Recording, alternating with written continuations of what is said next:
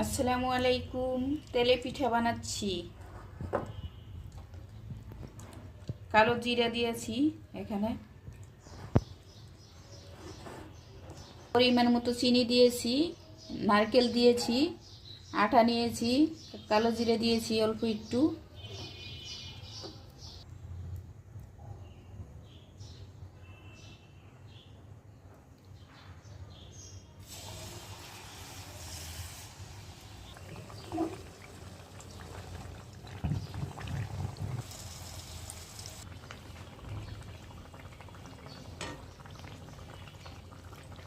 তেলেরই পিঠা,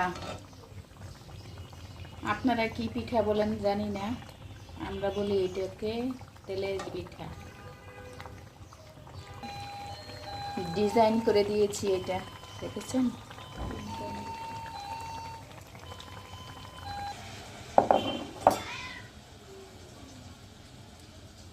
হয়ে গিয়েছে আমাদের তেলে পিঠা। আমি এখানে শেষ করে দিয়ে দিলাম, আরও আছে,